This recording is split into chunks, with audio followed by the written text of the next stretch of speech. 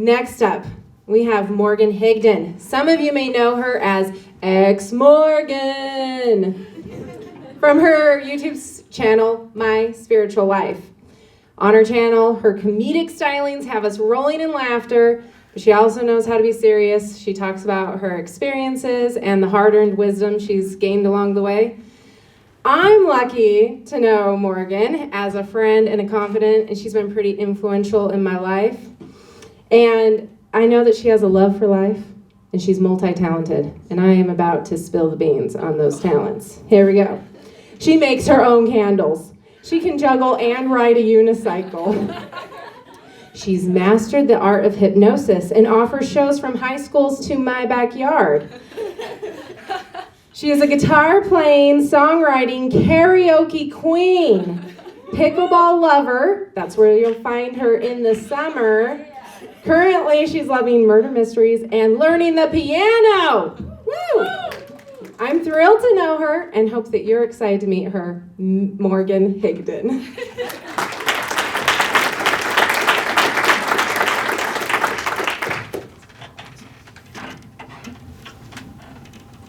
I think I should maybe just throw my speech out and instead give a juggling lesson.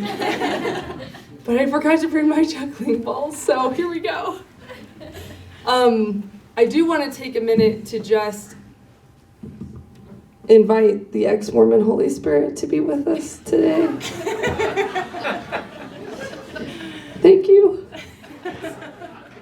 All right, today I want to tell you guys my 3 tips for you to rebuild and reclaim your life after leaving Mormonism or any high demand religion. I don't know if anyone's here is there anyone here that wasn't Mormon, or Jehovah's Witness or something? Well, that's all good. It's good, we're all on the same page. All right, well, I think these tips would be helpful for any religion that you may leave in the future as well. So, here we go. First, I'll start by telling you how Mormonism went being my entire life, being my entire focus, to being my number 1 problem. So, I was born Mormon, grew up the typical Mormon life, and like Stephanie, came from a very strong pioneer stock. I'm actually related to Lyman White, which, if you're familiar with Mormon history, was one of Joseph Smith's bodyguards / priesthood buddies, I don't know, lots of things.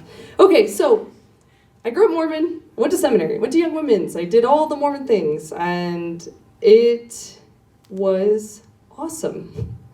I thought, for a while, I felt like being a member of the Church of Jesus Christ of Latter-day Saints made me very happy for a very long time. Kind of. In 2013, I left my home at the ripe age of 18, ready to seek out marriage at BYU I do. And then I did. I got married to Jared, over there, my sexy husband. I call him my boyfriend now because that's way hotter. And I got married to Jared, and I was just barely 19. So just living the perfect Mormon life. And I remember after we got married in the temple. Woo! Yep. Made it. Way to go. After we got married in the temple, I remember thinking, this is it. I did everything right. And now I can just reap the reward. It's going to be awesome. It was going great until Jerry left the church. And I was like, what just happened? My perfect Mormon life just came to a screeching halt. And I was like, not okay with that. And I was confused, and I legitimately remember praying to God and being like, God, I did everything right. Why did you let this happen? You could have told me no when I prayed about marrying him. If you know everything, why would you let something like this happen? I was heartbroken. I was very upset, and I did not know how to deal with it, and I did not deal with it well. It almost ruined our relationship. But through time and effort, We started to learn to rebuild trust. We started to learn to communicate better, way better. And things got a lot better for a minute. And then our awesome improved communication skills showed me that I had a lot of questions I couldn't answer. Because in talking with him more deeply about his faith crisis, I was like, what? Help. So Jared's faith crisis gave me the first opportunity to really look at my life and my beliefs through a critical lens, which I had never done before. And it made me realize there's a lot I don't know, and there's a lot I don't understand. And I remember getting to a point in my life where I was like, I don't know what feels more scary to me. I don't know if I'm more afraid that the church is false or that it's actually true. And that was a terrifying moment. Eventually my shelf broke, and it was a catastrophe, as I'm sure many of you are having a great time with. And I started to realize that Mormonism was not what I thought it was. And I was very, very afraid. And I was very, very afraid of what my family was going to think of me. Okay, so fast forwarding just a little bit here. And finding my spot in the paper.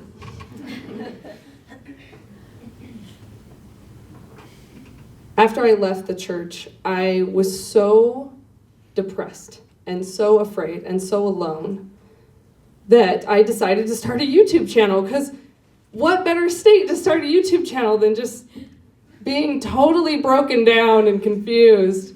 So I started a YouTube channel in hopes that maybe someone else could feel a little bit less alone in their struggle. And in starting this YouTube channel, what I started to see was people started reaching out to me and telling me their stories, calling me and texting me or emailing me, and I started to see for the first time ever what the ex-Mormon community actually was. It wasn't a bunch of apostates and heathens and a bunch of gay sinners. It was just a bunch of people that were hurting, and I wasn't crazy anymore, and I wasn't alone, but I still was very, very afraid. It hurt me very much to just see all these people that were hurting so badly and that were so misunderstood and that were manipulated and mistreated and hurt by the people that were supposed to love them the most. It just felt wrong, and it hurt me to see that. In my own life, telling my mom and my siblings about leaving the church was one of the hardest things that I ever had to do. And telling them about the YouTube channel was far worse. Because there's only one thing worse than being an apostate, and it's being someone that talks about it. Who knew? It's much better if you just be quiet. Despite having this public YouTube channel, which is called My Spiritual Life, by the way, I tried to keep being ex-Mormon as secret as possible. Like, I wouldn't post on Facebook about it. I didn't tell anyone outside of my immediate family, because I couldn't handle the amount of shame that came with like people's judgments. I was just so afraid. Anyway, one fateful day, 6 months after starting my YouTube channel, one family member somehow happened upon my little ex-Mormon famous YouTube channel and sent it to everyone that I knew. And I've been trying to think of how to accurately convey what that felt like, because I was still largely secretly Mormon. Because I was like, who's gonna find an ex-Mormon YouTube channel? Only ex-Mormons. That should be the law. It is not the law, unfortunately. So they sent it to everyone. I screamed when I found out and wanted to throw up very, very much. And I was just horrified, because I couldn't deal with that immense weight on my shoulders of realizing that everyone I ever knew just found out that I'm ex-Mormon and that I'm an evil ex-Mormon YouTuber as well. They must have been pretty shocked to find out that way as well. I think sometimes people who look at us on the outside like they've never been religious, look at us and they think, oh, you left a cult? Way to go. That's so cool. You must feel so good. That's not how I felt. I did not feel so good. I was hurting, I was in pain, and I was very afraid. And when I found out that everyone found out, I immediately called my mom, even though she was obviously not a fan. And I thought maybe she could give me some comfort. Maybe she could say something that would make this a little bit better, right? Like a little girl does when she's sad. And my mom said, what did you think was going to happen? I told you this was a bad idea. And in that moment, I wasn't sure if she was right or not, but I was very mad and I was very hurt, and I realized I couldn't trust her like I used to. I couldn't trust certain people in my life like I used to, and that was really hard. At that point in my life, I remember thinking, I wish I had never left. Like, I wish I had just never learned that Mormonism was not what I wanted it to be, because I felt like all of my problems were revolving around Mormonism. Like, I couldn't wear a fucking tank top. I couldn't go to the store on Sundays without feeling guilty. I couldn't, like, my neighbors, I was afraid they'd see me outside on Sunday and see that I wasn't at church, so I'd, like, stay inside, like, and in addition to just the weight of my family's judgment, I felt miserable, and I often wished that I had just never left. This is how Mormonism went from being my number one focus to my number one problem. That was 3 years ago. 3 years ago that I left the church, and it was 2.5 years ago that that my family found my YouTube channel. And now I want to tell you guys how I got from that extremely, extremely low point in my life to where I'm at now. I really want to convey to you guys how Mormonism went from my number one problem to the very least of my problems. Magic sound. And with that, I'm going to share with you my 3 tips to heal, to rebuild, and reclaim your life. Tip number 1. Take responsibility for your healing. In order to reclaim your life after leaving Mormonism, you have to take responsibility to heal. You didn't break the things that need fixed, but you're the only one that can fix them. You're the only one that can take responsibility to fix them. Because guess what? My mom's not going to call me up and say she changed her mind. She's not going to do it. If she did, that'd be great. But it's not going to happen. Thanks. Yeah, it's not good. Yeah, anyway. I would welcome it, but it's not the point. Anyway, in order to heal, my first tip with that specific tip, sub-tip, is you need to face your feelings. Don't run away from your feelings.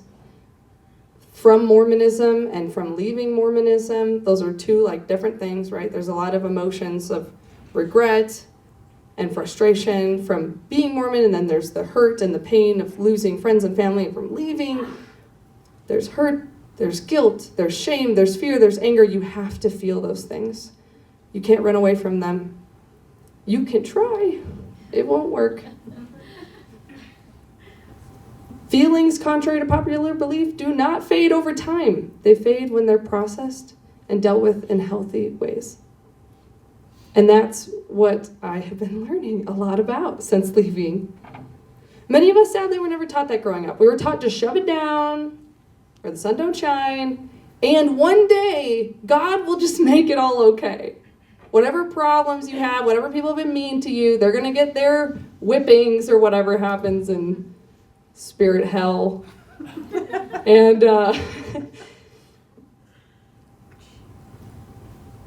this isn't to diss on Christianity, right? It's just this idea that we were never taught to take responsibility for our healing. But we have to. It's the only way to move forward. When I was in the midst of hell, after leaving the church and everyone finding my YouTube channel, The thing that saved me from just utter self-destruction and implosion was not abandoning myself. It was me not running away from my feelings, not running away from my super gross and horrible and scary, shameful feelings about myself and about what people were thinking of me and my fears and my loneliness. I didn't run away from it. I didn't drown myself in food or TV or alcohol. I confronted my feelings. I got help. I got therapy. I got support.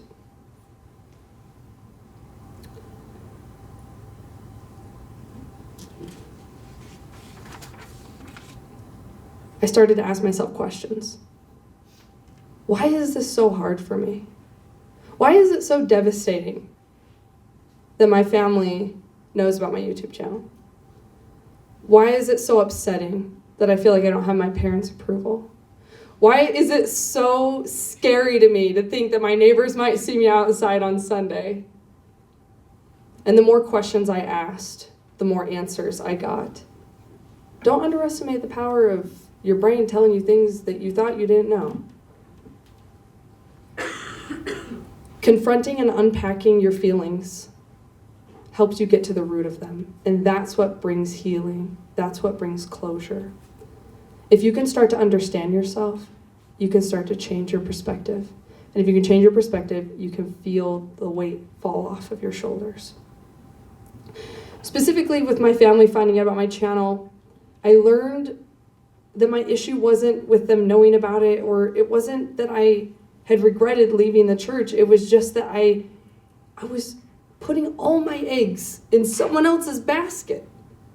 I was totally dependent on their perception of me, if I was a good person or a bad person.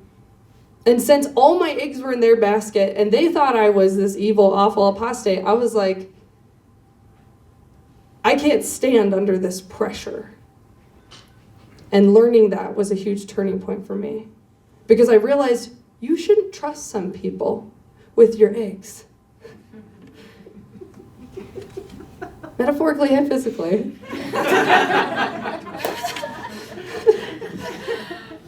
Oh.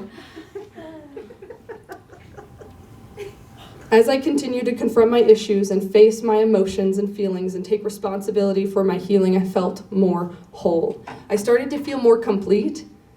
Like I don't know, it was like this void was filling up, where all these different parts of me were just kind of meshing together, and it felt good. It felt clearer and cleaner, and I stopped caring so much about what people think. And it was incredible. It is the best feeling ever to not give a shit what someone thinks of you. And it is hard to get to that. Yeah. It is so good. I'm not there yet, but I am on that path. And it's a huge weight off. It feels good to care a little bit about what people think instead of a lot. I'll take it.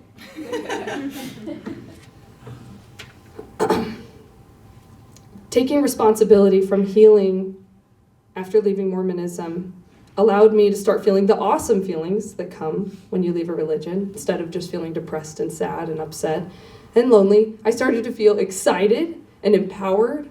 I started to feel freedom.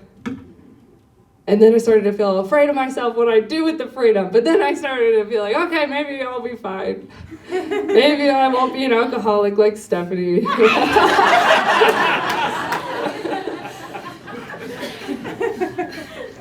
So, check in with yourself. Get some help, do some journaling. Ask yourself how you're feeling. And then don't stop there. Ask yourself why. We don't feel like crap for no reason usually. Usually there's a reason. It's worth asking why.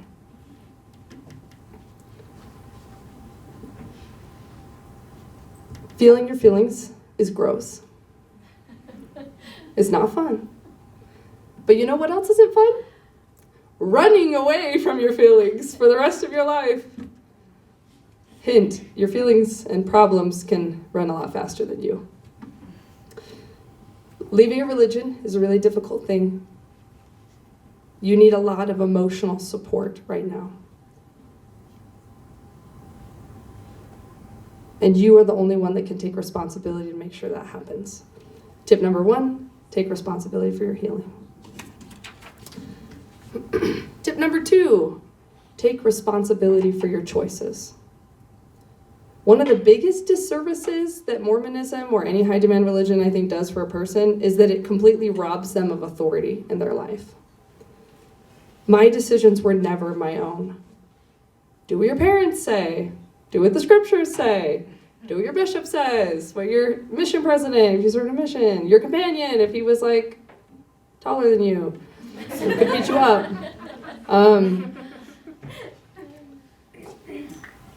Your husband. Do what your husband says. Makes me want to do some handshakes. All right, so the message that sends to a young and impressionable person when everyone else is allowed to make decisions for you is that you should not trust yourself. That's the message it sends. You aren't capable of making good decisions. You don't know what's best for you, and someone else does. That belief is so damaging to a human soul. And I didn't have a clue that I had that problem until I left and I realized I was completely incapable of making decisions. I was paralyzed. I would procrastinate. I would try to offload decision making, like, hey, Jared, why don't you decide what we're going to do about this thing that I just want your opinion on? I just couldn't do it. It made life hell. Because I was so afraid of failing. I was so afraid of failing that I felt like I couldn't even try. And part of me also just didn't know what I wanted. I had never thought about what I wanted before because you are supposed to want the Mormon life and you think that you do. And until that is like taken from you, then you actually have to ask yourself, wait, did I even want this? That's a hard thing to confront. What do I want?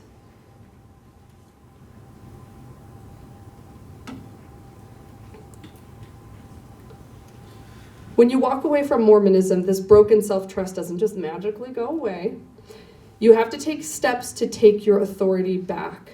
You have to have this moment where you finally pass the torch to yourself and say, maybe I'm in charge today. Even if I'm afraid, even if I think I'm going to screw it up. And you will. You will screw it up. We all do. You have to be open to the possibility that maybe, just maybe, you might actually know what's best for the life that you are living, that other people aren't. You have to learn that it's okay to fail so that you can try. And I've been trying to figure out how to get less afraid of failing, and so far my best advice is to fail a lot, and you just get used to it.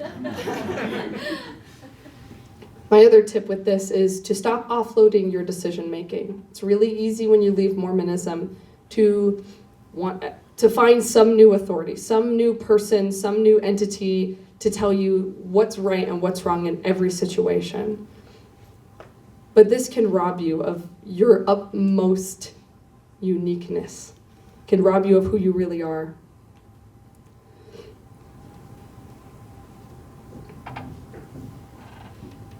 I used to think I was like fail-proof when I would just let someone else decide.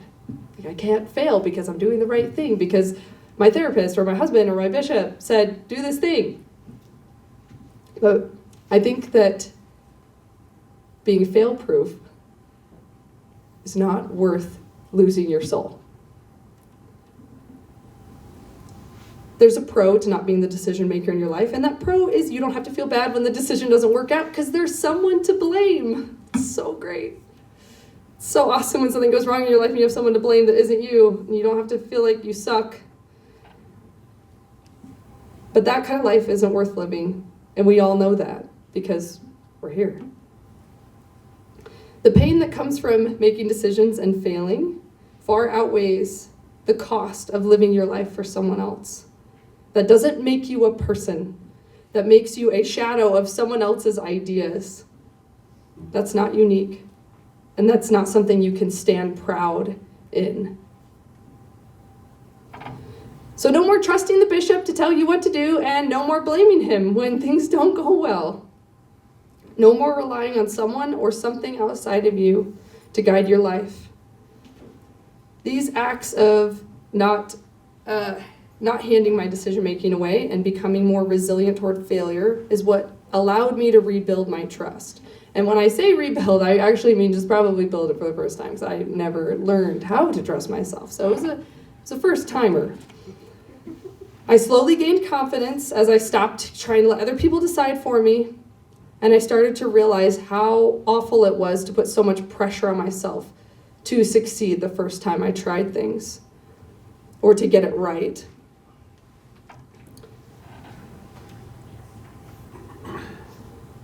You don't have to get it right the first time. You're a human. If you got it right the first time every time, you'd be Jesus. And not everyone's a fan.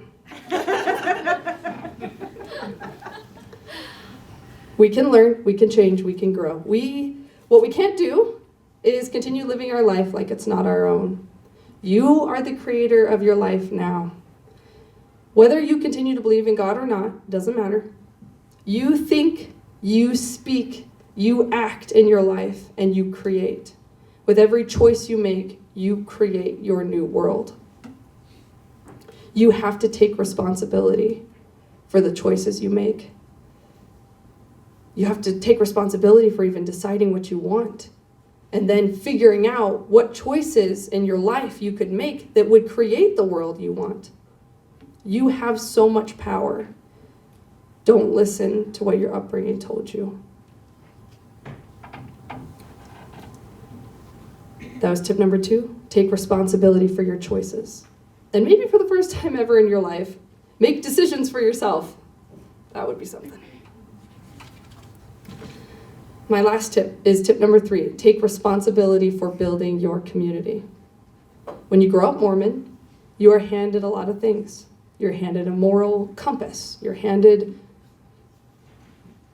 an entire community, right? And for many of us, this was like our second family, which is why leaving can be so, so difficult. It feels like you're not just you're losing your family, but you're losing your entire community that was there for you and loved you and supported you. It was extremely difficult to deal with. You had regular scheduled activities. I mean, you even had a friend assigned to you.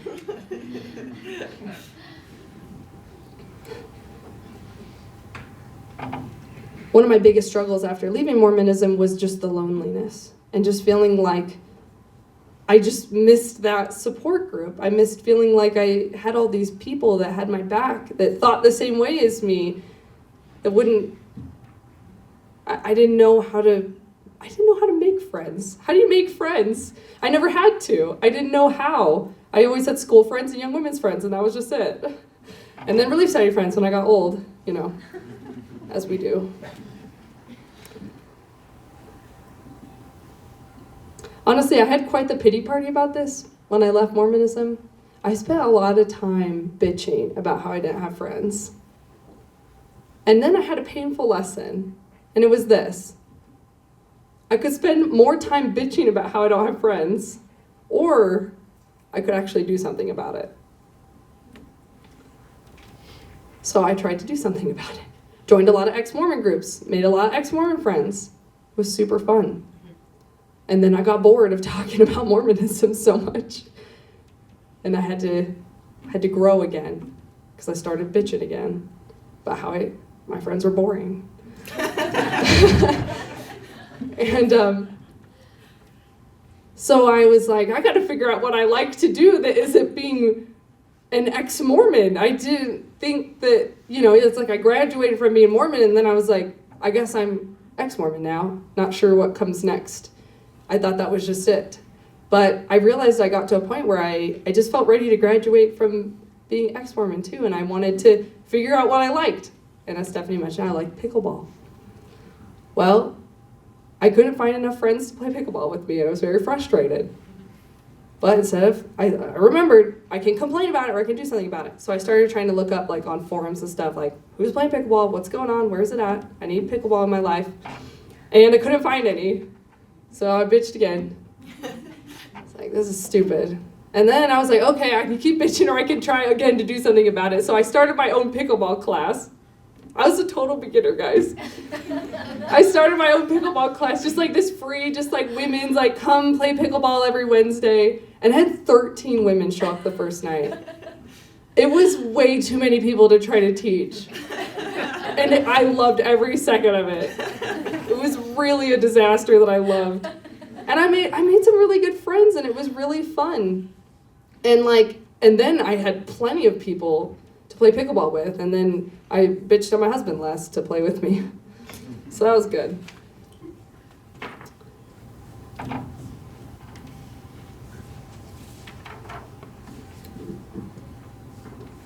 Going off script so much that I lost my spot.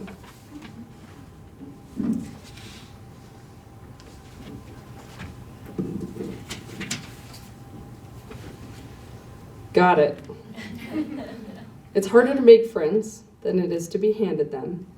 But you know, the benefit of making your own friends is you can like choose ones you like instead of being assigned them and them showing up at your door and being like, hey, can I teach you this message that you just taught your assigned friend last week? And being like, yeah, let's do it. Let's go. I'm ready. Don't waste too much of your time feeling lonely. Take responsibility to build your community. Just a couple final thoughts. As I learned to work on these 3 tips, taking responsibility for my healing, taking responsibility for building my community, and taking responsibility for my choices, Mormonism became less and less a problem in my life. I felt so confident from healing my deep-rooted insecurities. It felt so good to just not care so much what my family and my neighbors and all these people thought of me. I learned to process my shame, and it set me on this path of awareness of focusing on my healing, not just as a way to escape the pain of leaving Mormonism, but as a way to reinvent myself and to take good care of myself. As I worked toward taking responsibility for my choices, I gained self-trust and confidence. And I started to learn that maybe I am actually decent at making choices and I don't suck that much. As I worked on building my community, I felt so much less lonely.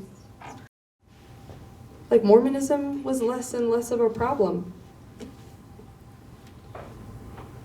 Mormonism used to preoccupy all of my time. And now looking back, I'm like, oh my gosh, it preoccupied all my time when I was Mormon, and then it preoccupied all my time when I was ex-Mormon. And then eventually, it just got quiet. And that's when I really started to figure out who I was and who I am. And I'm still figuring it out. I like pickleball. I like piano. I like singing. There's still a lot about me that I don't know, but I'm excited to find out. I'm excited that no one else is going to tell me who to be anymore.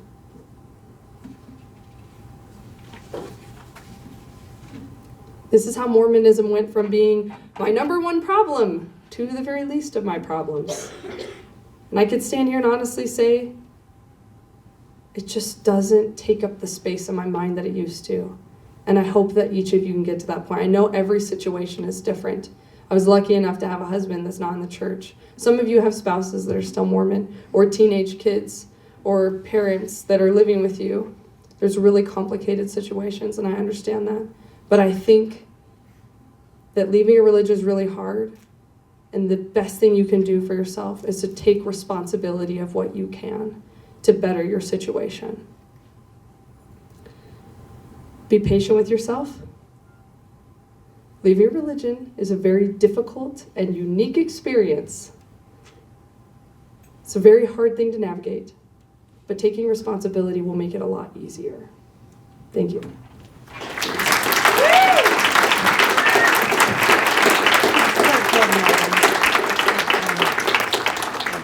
Okay.